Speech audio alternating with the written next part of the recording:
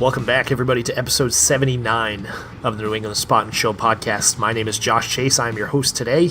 I am not going to waste any time getting into this one because I think you are all going to love what we've got in store for you today. We've got an interview with Adrian of Obstacle Course Racing World Championships talking about the new race format that they have announced and that they will be debuting at the World Championships in London in 2019. Now, there's been a ton of news over the last few weeks, so we're also going to talk about Spartan's new trail race series that they announced. But let's go ahead and get right into it, and let's hear from Adrian.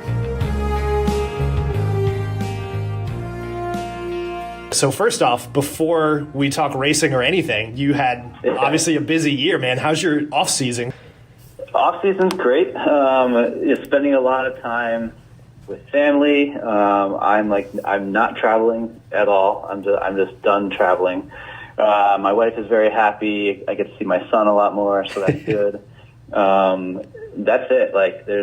I pretty much am leading the most boring life in the world right now, and it's freaking awesome. I love it. It's this is exactly what I want to be doing. I'm doing lots of arts and crafts work. That's not an exaggeration. Doing lots of arts and crafts. Still have the day job stuff going on. That's it. It's rejuvenation time.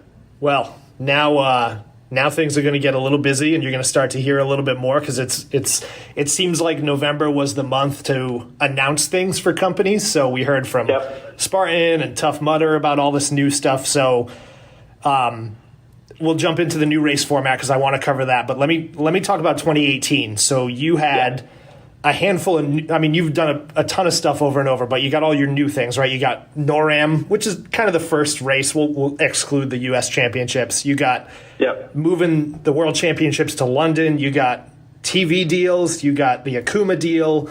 How was the year for you, man? It was super stressful. If I'm being honest, it was really, really stressful. There were a lot of sleepless nights in there. Myself and the team, we care a lot about everything that we're doing. We care about the sport, care about the athletes.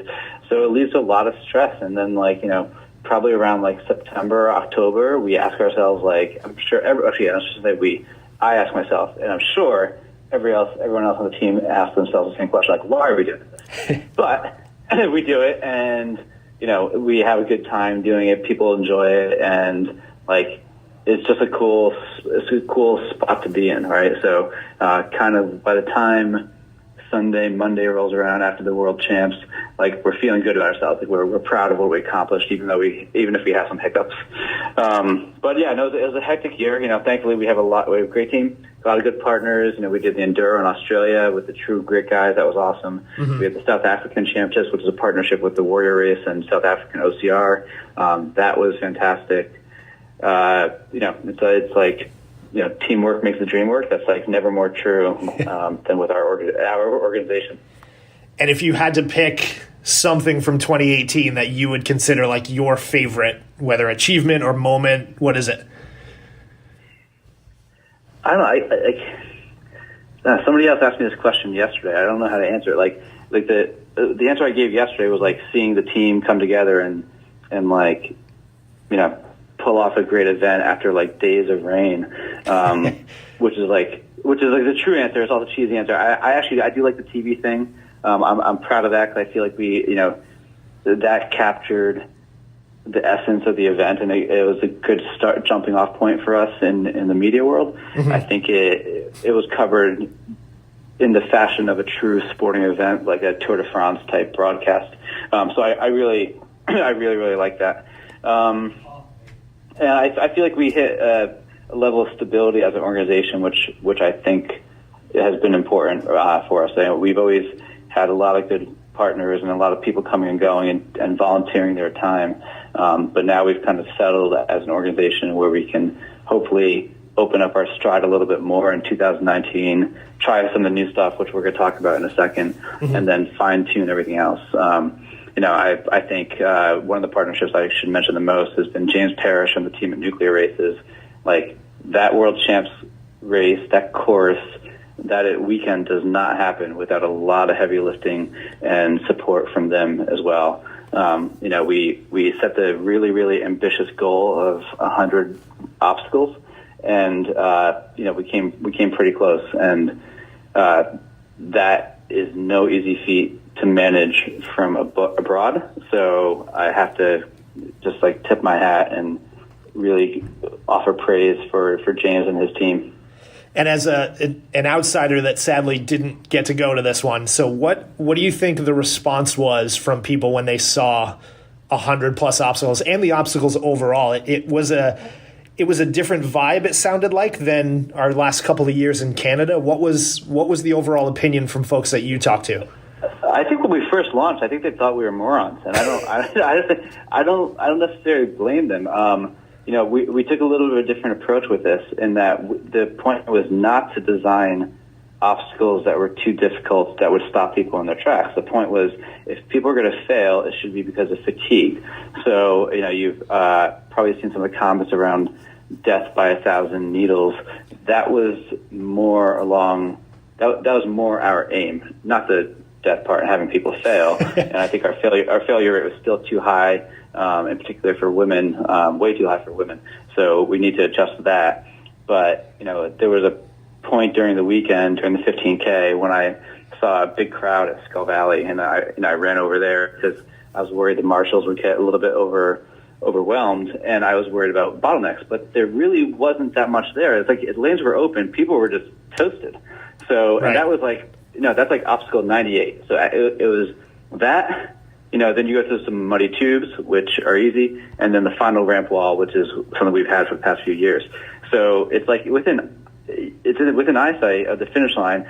So if you're going to have a meltdown on the course of where people are really struggling, that's pretty much where you want it to be, right? Because that was like, you want people there to say, man, if I could just reach this final bell, it's, clear sailing to the finish line from here. So if we had let up by maybe like 5%, like made things just a little bit easier, it would have been pretty close to, I don't want to say perfect, but pretty close to great. And is it safe to say that you getting two good days of weather changed the experience for these people? Yeah, I mean, we had the contingency plans that we had in case of rain or freezing rain or snow, ice. Like, we were absolutely terrified, right? So we put out this map with 100 obstacles, and then we tweak it from there. And I will be honest with you, we had to pull a few things, and after we do some testing, we start to get a little bit paranoid. I get paranoid, and I say, you know what, I'd rather have a criticism be as too easy rather than it was too hard, because too hard is easy from a race director perspective. Very easy to put together a course that's too hard and everybody fails. It's incredibly difficult to find a balanced course. And for the most part, working with a new venue on terrain we haven't worked with before, in a country we haven't operated in before, I think we did fairly well for that. Yeah, and I just kind of lending from the racer perspective too, I think a lot of people are more passionate about it in your events because they are essentially once a year events, right? If I go to a Spartan race and I fail Twister or whatever it is, whether it's because it's late in the race or the weather sucks or whatever, I can get another shot at it in 2 weeks. So I don't get that PO'd about it, but that's why I feel like the passion around whether your courses are too easy or too hard seems to be a lot more intense. And I think a lot of people don't realize that, right? This is a once a year championship event. So. Yeah, we essentially have like 1 weekend to get it right. So the stress and pressure is just amplified, on every level. And I think us, being kind of this independent world championship, we have a pretty big magnifying glass on us. And we know that, obviously we put ourselves in that position. And in a certain way, it's welcome because that's the challenge that kind of makes us tick a little bit, right? Right. So when somebody says you can't do something or you can't do something, it's what makes us want to do it even more, right? Yeah. So, all right. So let's get into it. So now that you have a nice, kind of vibe and you're settled into this routine of launching these races, you're going to go out and launch a whole new race format. So tell me about it. So it's a new event within the World Championships weekend. So it's essentially a new distance. So it's going to be a 100-meter sprint. And And I'll tell you a little bit about it because I want to just make sure everyone has an accurate idea of what to expect on race weekend. So it's a 100-meter sprint. The messaging that we've been putting out around it is that precision is everything around us, and that's absolutely true. So when you have something that short in distance, every second counts, right? Every second, every movement that you make counts. There'll be 4 divisions at first for athletes to participate in. There's going to be men and women under 40, and then men and women over 40. We are completely open to adding additional divisions and subcategories if warranted, but this is where we're going to start. I think we've done a good job of not biting off more than we can chew recently with some of our decisions, so this will be our jumping off point. Mm-hmm. We're going to keep it affordable. Early bird pricing will start at $20. $20, and people will get two attempts at the course, or I don't say attempts because it makes it sound impossible. They'll get to run through the 2 run-throughs on the course. $20 early bird pricing for the first 100 people, and then $30 thereafter. So you pay your $20 or $30. You'll get a bib. You'll get 2 tearaway tags. You'll be able to show up and take on the 100-meter course during open hours during the weekend. So the hours will be open. They'll be published on Monday, but I believe it's something like 12 to 6 on Friday, and then a set number of hours again on Saturday. And you can walk up at any time and take on the course. We'll utilize a leaderboard that records the times. The top 10 in each one of those divisions will get an exclusive medal, and then there'll also be podium medals and cash prizes for those divisions. So everyone's going to need to be a little strategic and about this and say, all right, like, do I want to take both my attempts on Friday while I'm still fresh? Mm-hmm. Do I want to do one on Friday, one on Saturday? Do I want to check the weather? All those things come into play. And what else? One thing to note, it is not a Ninja Warrior course. It is a obstacle course race in the fashion of OCR and not Ninja Warrior. I say that because the obstacles will be achievable for everybody, and it's going to put emphasis on efficiency of movement and speed and precision, mm-hmm. right? So it's not going to be walk up, see a rig that is impossible to get through, and you don't finish the 100 meters. They're going to be doable obstacles, so it's going to be about your time, and does your time hold up over the course of the weekend. So it's just true time trial format. So you talked about 4 divisions, so let's start there. So the under 40 men and women, over 40 men and women, no elite, no open, just those are the 4 divisions you run in no matter what, right? Correct. So I will say that, we're, of course, open to evolution, depending on what the response is from the community. And mm-hmm. if all of a sudden we have a lot of people signing up and it makes sense to do a different variation of those divisions, then absolutely we'll do it. But, I do believe, similar to how we launched the 3K, when we launched the 3K, we had broader divisions than we have now. That's the same approach that we're taking here. I think we did a good, really, really nice job nurturing that 3K from its the first running of it, which was in 2016. So I think we did a really nice job nurturing that event to where it really feels like a full-fledged event during the course of the weekend. And that's the same thing we want with this one. This 100-meter sprint is a full-fledged world-class obstacle course race. Because of the nature of it being short, there will be no qualification requirements on it, so people can show up and do it, and it'll be interesting to see who does. Now, is the course going to be single track, so one at a time, or is it side by side? How many can do it at once? It won't be single track. It'll allow throughput for more than one athlete at a time. But that being said, you can certainly compete against other athletes, but you're really competing against the clock on this. Right. So, we want people looking at the clock saying, man, if I just saved myself one more second, I would crack that top 10. Mm-hmm. And that's the thought process we should have. Or we should see something like Bracken, who turns in an amazing time, and then wonder if anybody can take that down over the course of the weekend.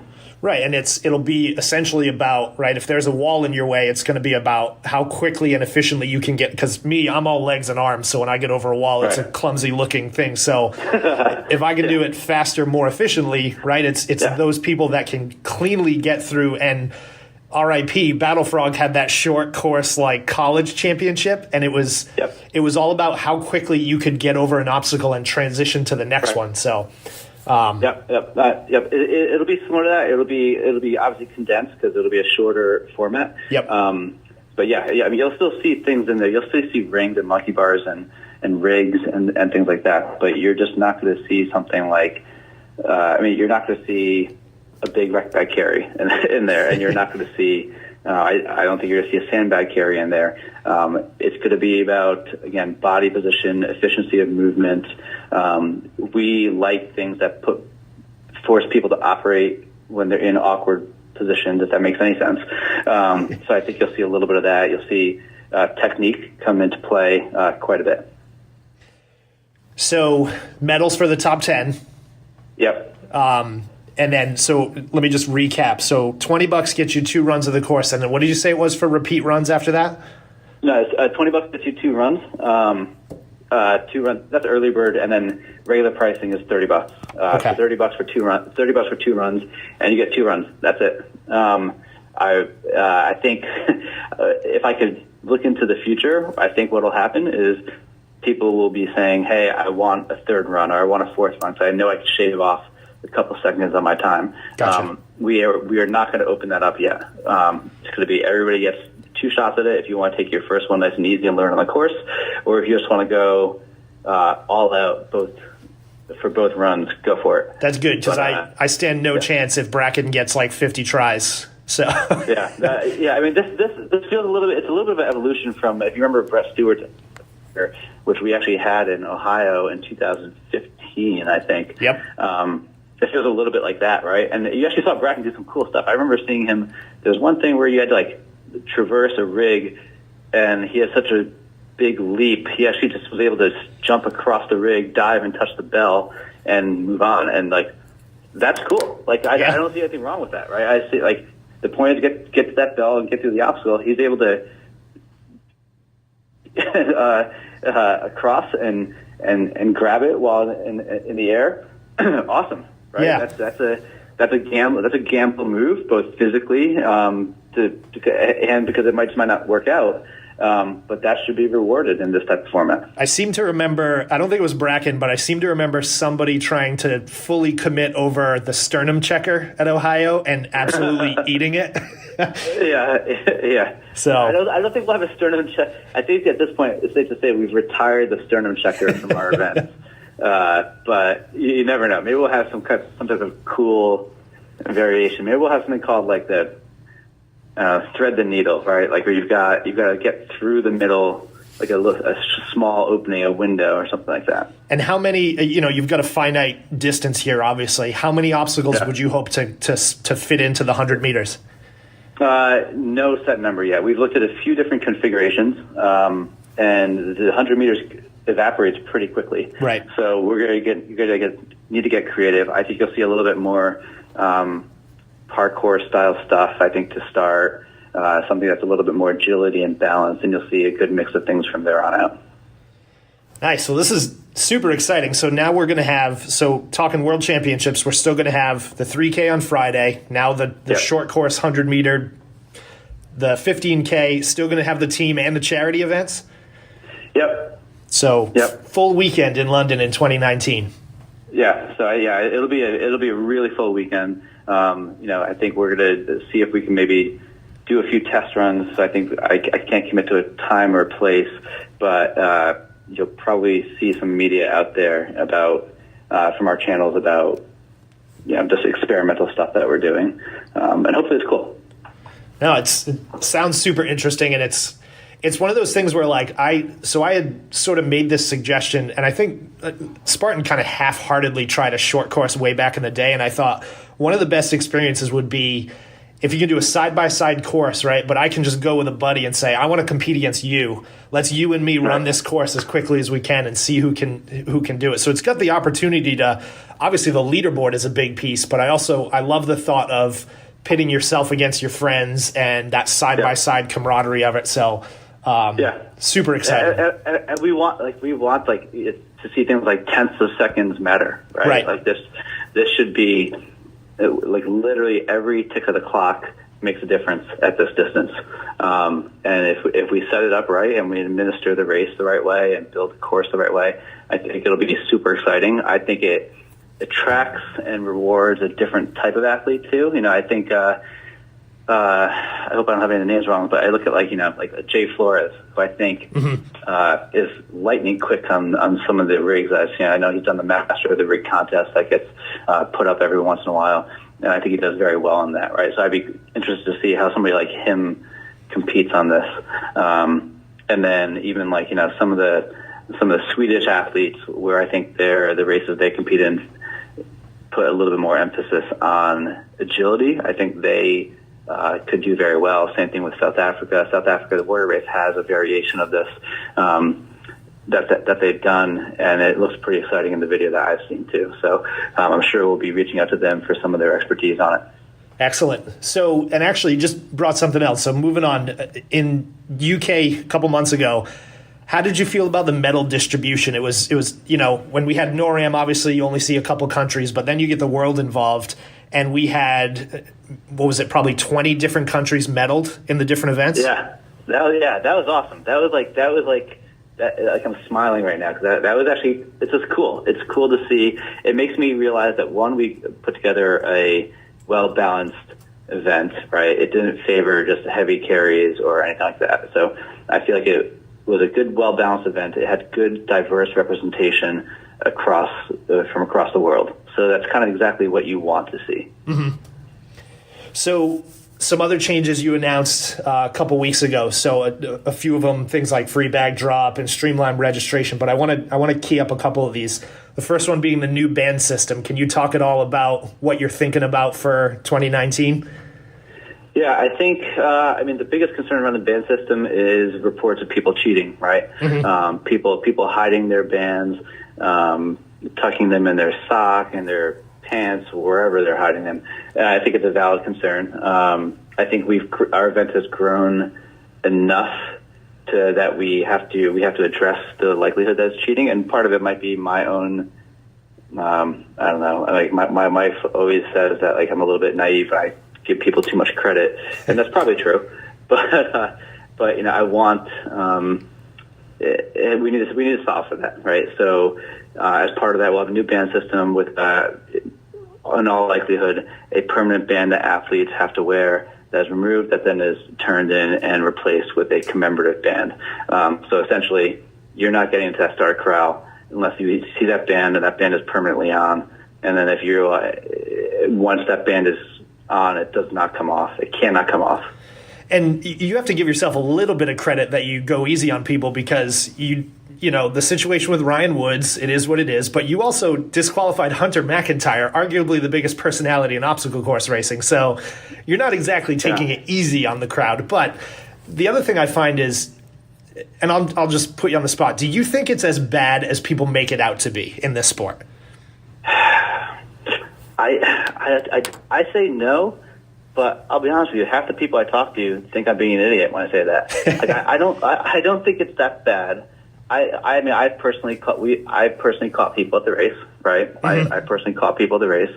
But the concern, whether or not how prevalent it is, it's a variable that is very, very hard to manage, right? Yeah. And the more variables you have, the more at risk the integrity of your results are. Right. And I think it's also a risk for the race itself, because it really is a lose-lose, because it's not like you guys want to hunt down and make examples of people that are cheating, but if you don't disqualify people for cheating or make examples of them, then you run the risk of the audience obviously crying that there's too many cheaters. So races don't want to eliminate people from possibly registering from future events. So I don't envy the position you're in, but I think at least you guys continue to take steps to improve the process and help people understand what you're doing and be transparent about it too. That's another big piece of it. Yeah, I would say my estimate is that I don't think I don't think we have a large number of people that are being malicious about it. I don't think they're intentionally doing it. I think it's maybe it's overinflated in how rampant cheating is. But, again, that said, we cannot be everywhere all at once, and we hear the stories just like everyone else does. And we get reports that come into us, and we do a good job. And we had a report that came into us about questionable athlete. We went through photos and videos ad nauseum for just hours and hours and hours on end. And at the end of the day, we did not find enough evidence to disqualify this athlete. And in fact, what we actually found was that the narrative that was offered up actually made sense. So, unfortunately, we're not in a position to go back out into the public when somebody raises a concern and says, "Hey, this person says Josh was cheating." We say, "Okay, thanks. We're going to look into it." Right? That person might post that everywhere. They might post it to every Facebook group and say, "Josh Chase cheats at this race," right? We go in and we do our due diligence. We go through the evidence. We talk to the marshals that were at the obstacles. We look at the videos, look at the photos that we have, check the finish line photos, the timing splits, everything that we can possibly do, right? And then we make our decision. We don't have the luxury of, when those decisions are made, of going back into every single group and explaining and walking people through what we did over the last 32 hours. Right. All we can say is, listen, thank you for raising that concern. We've looked into this concern, and we do not find sufficient evidence to adjust results at this point. That's where we have to leave it. Right. We don't, and conversely, we also don't, when we do disqualify athletes, it's not like we're going to put on our Facebook page a graphic of every athlete that we DQ'd. But I promise you, it happens. Right. Like even like the Hunter thing, Hunter should get a ton of credit because he and I spoke after that, and he actually podiumed in one of our races later. I spoke to him. I said, "Listen, man, I'm really happy to see you here," and it speaks a lot to his character. But when that happened, we didn't go out and put something out saying, "Hey, we had to DQ this athlete for missing a bell," which sounds silly, but professional organizations just don't do that. So, again, I don't envy you for being in the position you're in, but I thank you for all the effort that you put into it. So let's talk one last thing. So you are a huge proponent and a huge fan of your team relay races. So you're talking about new updates to the team relay for 2019. And in 2018, at least at NORAM, the team relay had a lot of controversy around it, right? Putting certain obstacles on strength options. And so what are we doing for 2019? For all of our events, for NORAM and Worlds, we're back at the venue for a second year, right? And I can't stress enough how much the experience of that first year can contribute to an even better course for the second year. Yep. So we now know how to work with the land in the UK, how to work with the land at Stratton. We know about the Bicknell thrush. So you're talking about endangered birds.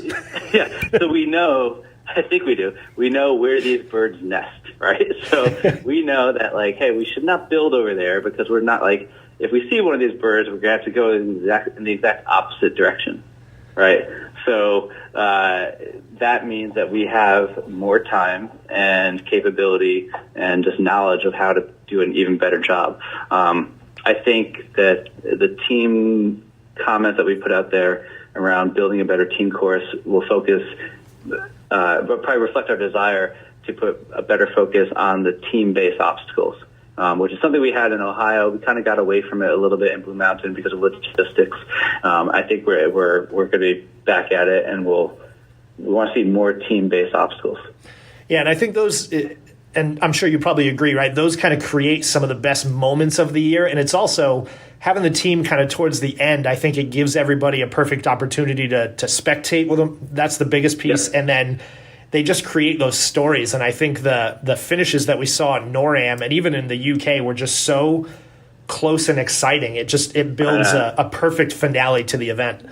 Yeah, I mean, seeing team like Ryan Lindsay and Team Canada, and then the Russian team neck and neck on that final wall was like awesome, right? Yeah. And even, we saw that in Canada too. I remember seeing Team UK. I was like, there's Connor, John, and James Appleton. Like they hit that wall with a plan, and that wasn't like they didn't make that up on the fly. They knew exactly what they were doing, right? And they got into position, flew over that thing like chipmunks, and they win, right? Like so, like. That's cool stuff to watch. So I think we need to do more to bring that out and force people to do that. And speaking of watching, any news on if it's going to come to TV in the United States? We are working on it. I can tell you that it will be available on our YouTube channel in the coming weeks. Cool. So people will be able to watch it. Right now it's airing at a lot of different networks around the world. So we're giving them a chance to air it first. And once those broadcasts happen, then we will make it live on our YouTube channel. The North American market is typically just very, very hard to crack. So we're on 11 US and we're on 10 Sports, and I think we're on ESPN Caribbean. Mm-hmm. We're just not on a major network yet in the US, but we're trying, right? Like it's funny. We're like we have these. We're on Channel 4 in the UK, Sky Sports, British Eurosports, and then we're on ESPN Pacific Rim, ESPN Caribbean, Fox Sports Africa, and it's like, okay, like can we get something big for our U.S. fans? And believe me, if it was up to me, we would already be there. But in reality, we're still a small race and we're still growing, and it'll take some time. So you've got a lineup for 2019. You've got the 24-hour enduro coming up in June. You've got NORAM coming back to Stratton in August. You've got South African Championship, you've got Worlds, so you have 4 races on your docket. Do you see this growing or what? Yeah, we still have some more ideas. I think we do have. There is. I can't say more about it other than that we are going to have another continental championship that we are going to be doing in 2019. I couldn't even tell you more because I don't have a date or a location dialed in yet, so it would be irresponsible for me to share any details because I don't have them. But we will do one more thing. I think the key for us is, we don't want to do much more than one event on a continent. Mm-hmm. At that point, you just start to piss off some of your partners, and I'm sure if I went into Australia and said, hey, we're doing 15 events a year, our partners who are great at True Grit would be like, well, you're not a partner, you're actually a competitor at this point. Right. So that's something we want to be wary of. And also, I just think we just don't want to do it. Like we just, it's stressful enough trying to get one event out there with the scrutiny that we have. I would be pretty miserable doing more than we have right now. And you wouldn't get these wonderful holidays off. Yeah, exactly. All right, man. Well, I appreciate the time to talk. I'm super excited about the new 100-meter dash, for lack of a better term, and look forward to seeing you in the UK. So the naming is important, right? Okay. So, because we debated this internally, and we actually had exactly what you just said. Like, should we call it the 100-meter dash, the 100-meter sprint, the RPM? And I'm like, guys, this isn't a gimmick. This is a 100-meter sprint. That's it. Okay. It's a 100-meter sprint. That's good. That's what I wrote down in my notes. I don't know why I said dash. Yeah. I think that's my grade school days coming back to me. Yeah, just like we have the 3K, the 15K. Now we have 3K, 15K, and we have the 100-meter. You don't want to call it the 0.2K? No, yeah, exactly. So, all right, man, cool. Much appreciated. We'll talk to you soon. All right, take care. Thanks, man. Enjoy. All right, bye. All right, so you've heard it from Adrian. The Obstacle Course Racing World Championships will be adding a 100-meter sprint championship to their weekend in October in London.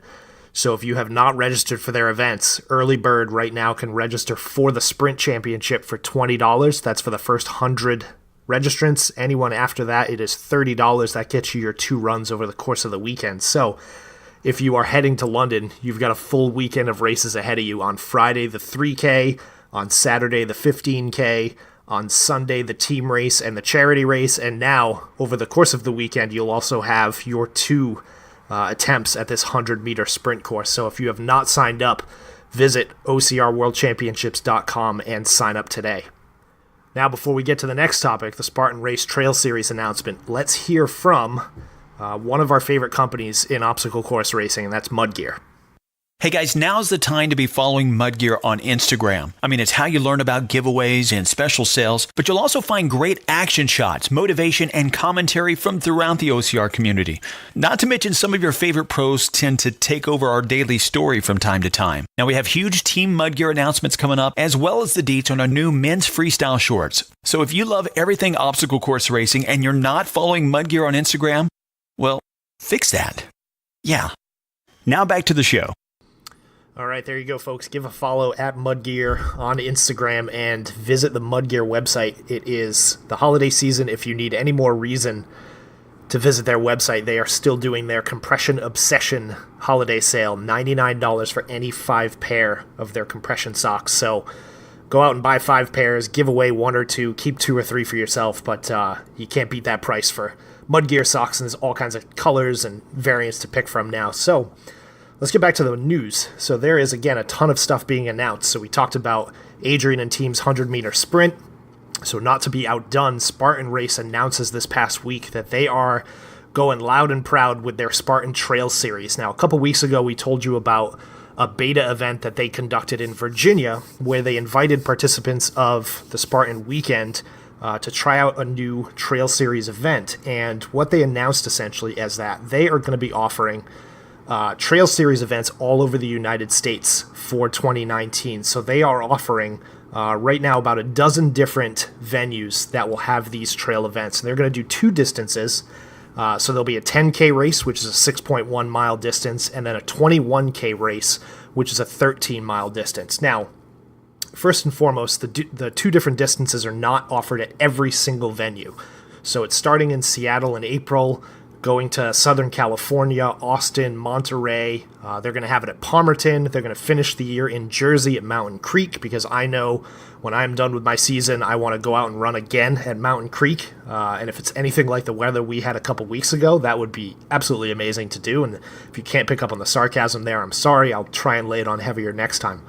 But a couple things with this. So the Trail Series event, when you think about it, is a way to get people into obstacle course racing that maybe were not necessarily attracted to the sport by the pictures of us rolling in the mud or carrying heavy things up mountains. But there is obviously a huge audience of trail racers out there and runners in general, from the 5K folks that are running the weekend road races all the way up to the folks running 5-mile, 10-mile, 50K events out in the trails. And there are a ton of local Trail Series events out there that you can go run. I myself, I ran a 50K back in June. It was a small event. Not a ton of people entered, maybe 200 or so if I had to guess at it. But the experience was great. The treatment from the race director and the staff and the volunteers was amazing. The aid stations, the food they brought in, everything was great. And I think if Spartan can kind of capture some of that and bring it to their events, it may attract those Trail Series folks to come. And then the goal obviously is to get those folks into the obstacle course racing brand. So kind of bridging the gap between folks that are running on trails and then maybe want to try their speed at another sport. And if you know anything about our sport and obstacle course racing, is speed wins these races. So if there is a trail runner out there that can keep the pace over a 6 or 13 mile course, there is nothing saying that they can't transition to obstacle course racing and be immediately successful. Now, everybody's going to ask, why should I do a Spartan trail race? So this is where the pros and cons come in, at least for me. So first and foremost, they're giving away medals. So I think that's obviously what most of the folks here are going to care about. So you're going to get a dedicated Spartan Trail medal. And if you haven't had a chance to see the 2019 Spartan Race medals, they're on the Any Spartans website, and they are on the Any Spartans Instagram and Facebook pages, so you can go check those out. So essentially, the medal is nothing fantastic, right? It simply says Spartan Trail 2019. It's sort of a teal-green color. One thing they did in the beta test in Virginia is they gave out branded junk brand headbands, sorry. They are not going to be giving those out during the full season of the Spartan Trail Series, just the regular Spartan Race headbands that we've become accompanied to. So all racers are going to get, things like photos, beer at the finish line, they have elite and age group waves, which is a little interesting for a trail race. Usually for a trail race or a road race, there are no age groups. There's no elite waves. There's no open waves. It's everybody in one corral. And then the folks that want to race will typically migrate to the front of the corral and obviously compete. So one of the big objections from a lot of people now is the cost of these events. So if I go and look at what a Spartan trail race will cost me, I'll go out and just give an example. So Austin is the first venue that has both a 10K and a 21K event. So the 21K trail race, if you want to run elite, is a base price of $94.99. And the elite 10K is $64.99. Now those prices compared to what you typically see from an everyday local trail race are exceptionally higher. So there's no doubt you're going to get that. Now, most trail races don't include t-shirts. You usually pay extra if you want one. Most trail races may not include medals. So these are, nice new additions, but when you tack on Spartan's mandatory bag check fees and registration fees, the Elite 21K race actually comes out to about $124. And that is certainly a costly investment for a single 13-mile trail race. So there's been a lot of discussion out there as to whether it's worth it, will people commit to running those trail events, and then the trail running communities that are out there that I've kind of cross-posted this story to have raised concerns about not wanting to run on a trail that has been absolutely trampled by 3,000, 4,000, 5,000 Spartan racers the previous day. And that's a valid concern. Now, in Virginia, they separated the map as far as where the Trail Series runners are going and where the obstacle course race runners are going. So you're not going to be running side by side with somebody that's doing a sprint or a super or a beast, but you may find yourself overlapping the course. But we have yet to see exactly what a full layout of the map will look like.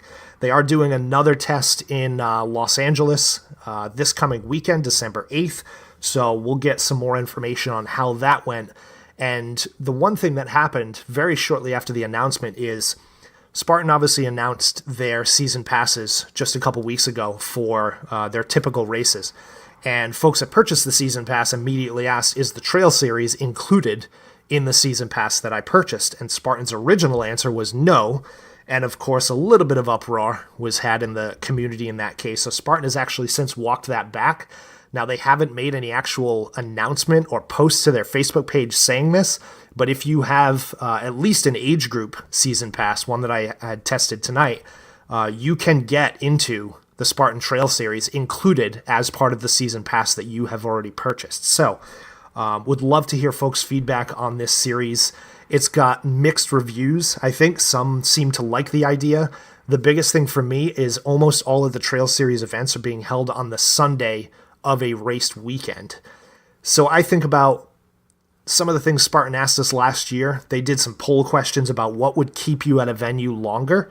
So to me, this is one of those things where, are they truly doing it because they want to get into the business, or are they doing it to try and find some way to keep you on site at their venues longer for obvious reasons, right? Revenue, income generation, et cetera, et cetera. So let us know what you think in the comments. I'd love to hear your thoughts on the Trail Series if you haven't already given them to us.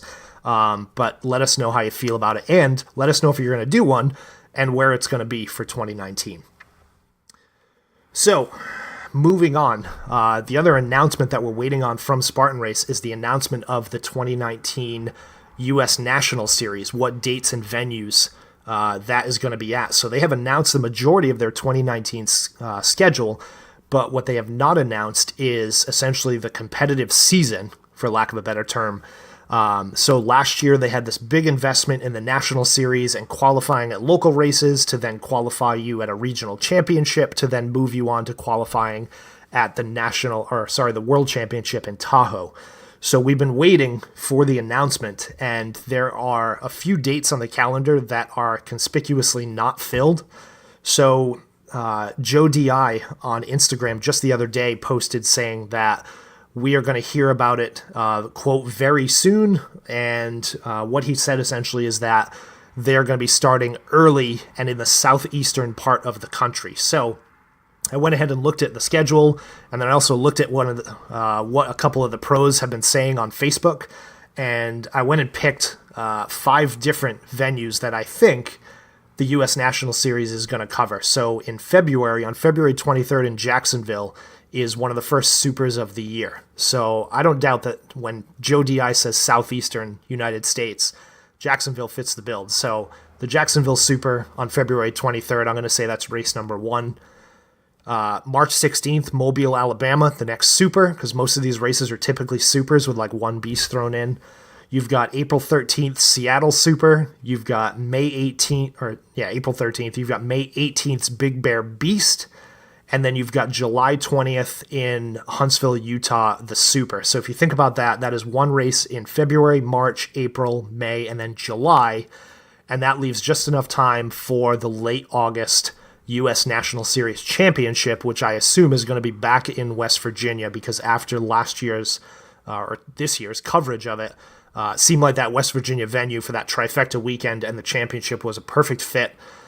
So those are my guesses: Jacksonville Super, Alabama Super, Seattle Super, Big Bear Beast, and Utah Super. We will see how accurate my prediction will be. And then a couple other things. So this coming weekend, the USA OCR Championship, that other independent championship, is happening out in California. They posted a picture of their medals on Instagram, and I have to say they're a little lackluster. But to be honest, not exactly unexpected from a race series that we really just have not seen a lot of execution or a lot of reliability from. So they're going to be hosting their event at the Spartan race in LA next weekend, which will also have the Spartan Trail Series running. So a busy weekend for Spartan. I'll be down in Florida at the Beast that weekend, and then that's pretty much it for the year. So we will have to report back and let you know exactly what happens and what the outcome of the Spartan race itself, the Trail Series event, and then this USA OCR Championship event. So busy weekend. And last thing I just want to talk about tonight, somebody who also had a little bit of a busy weekend, John Albon, you may have heard, traveled to Malaysia this past weekend for the last Ultra Beast qualifying event before Iceland next weekend. So John Albon, as you know, came into Tahoe just a few days before the race, shows up, wins the event.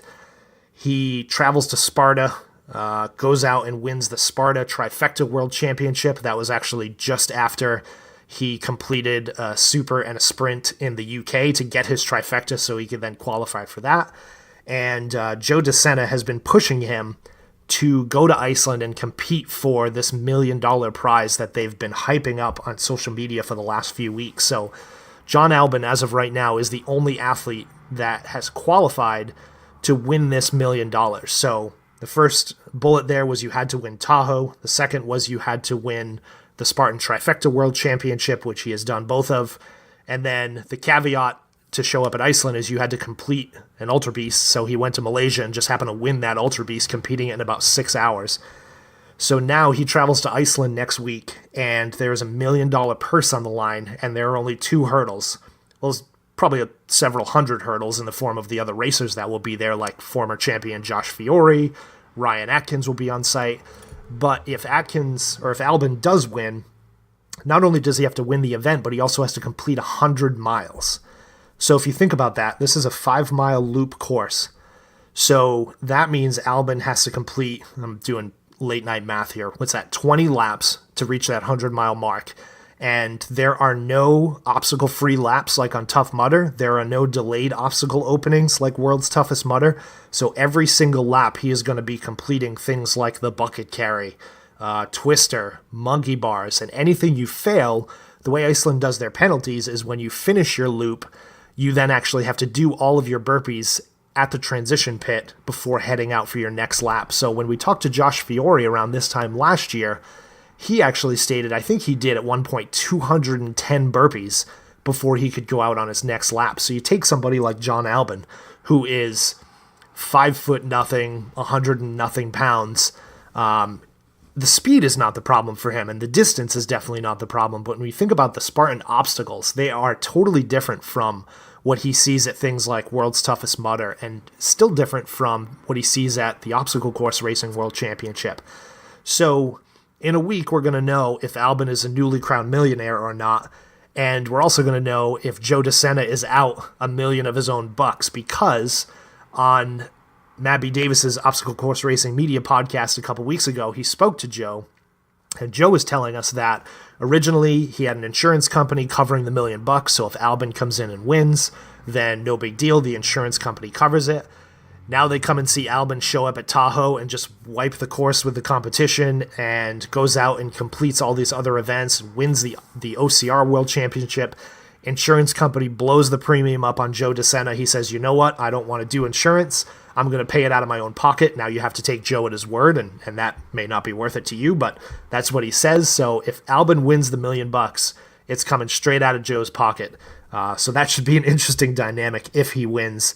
So we will have to see what happens. So we'll get back to you next week, and I'm sure you'll see on Facebook and Instagram what's happening. The live coverage from Iceland last year was a little limited because I think the Spartan folks didn't realize that, coming into play with the cold weather and the wind, they had lost a handful of their drones within the first hour, so coverage was a tad limited. But we'll keep you up to date and let you know what happens. And I think if Albon wins and hits that 100-mile mark and isn't surpassed by Ryan Atkins or Josh Fiore or Robert Killian, then you're going to hear about it pretty damn quickly. And I think social media is going to blow up, and Mr. Albon's bank account's going to blow up as well. So there you have it, folks. Between OCR World Championships announcement today and John Albon competing for $1 million, there is no shortage of news in obstacle course racing lately. And as we head into the off-season and the winter months, at least in the Northeast, we're getting into the winter months, we're going to keep you up to date on everything that is happening for these race series that are announcing new enhancements, new races, new venues. It's a great time for us to be doing what we do. So if you are not already following us on all the social channels, it's at NE Spartans on Instagram, the New England Spartans Facebook page, and my name is Josh Chase, your host. We will talk to you guys next time.